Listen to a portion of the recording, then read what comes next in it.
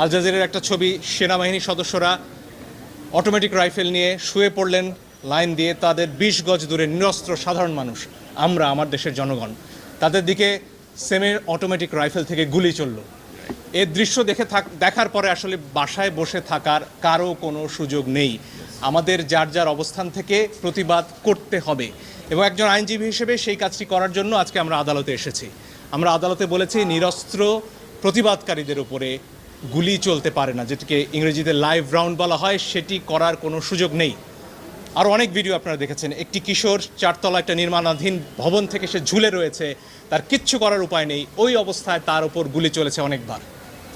আপনারা দেখেছেন রিয়া গোপ তার বাবার কোলে গুলিবিদ্ধ হয়েছে, আরেক শিশু সে তার চোখ দিয়ে গুলি ঢুকেছে, মাথার পেছন দিক দিয়ে বেরিয়ে গেছে। জিজ্ঞেস করুন সে কোথায় ছিল? তার বাসায়, ঘরের ভেতর, জানালা দিয়ে বাইরে তাকিয়েছিল, এই তার অপরাধ।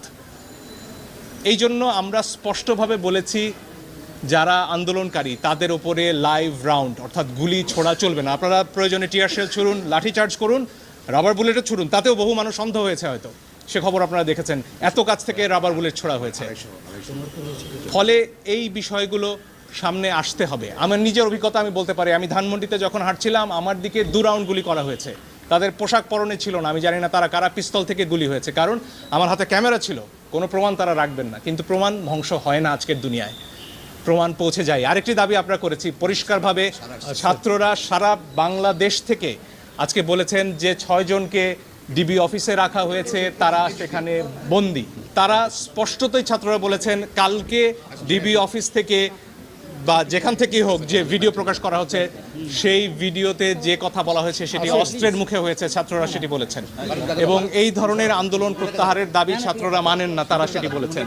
আইনজীবী হিসেবে আমার কথা হচ্ছে, যখন গোয়েন্দা প্রধান বলেন যে নিরাপত্তার প্রয়োজনে তাদেরকে তিনি নিয়ে এসেছেন এবং সেখানে তাদের খাওয়া দাওয়া করার ছবিও প্রচার করা হয়, তখন আমার কথা হচ্ছে হাসপাতাল থেকে একজন মানুষকে, একজন নাগরিককে কিভাবে তুলে নেওয়া হয়, কোন আইনে? আদালতে আমরা এই প্রশ্ন করেছি।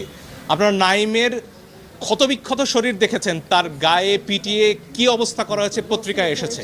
আমি জানি অনেক ইলেকট্রনিক গণমাধ্যম দেখাতে পারেননি সেটি, কিন্তু পত্রিকায় এসে ছবি আমরা দেখেছি। সেই নাহিদকে যখন নিয়ে যাওয়া হয় তখন এটা বিশ্বাস করার কোনো কারণ নেই যে তাকে সেখানে আপ্যায়ন করার জন্য নেওয়া হয়েছে।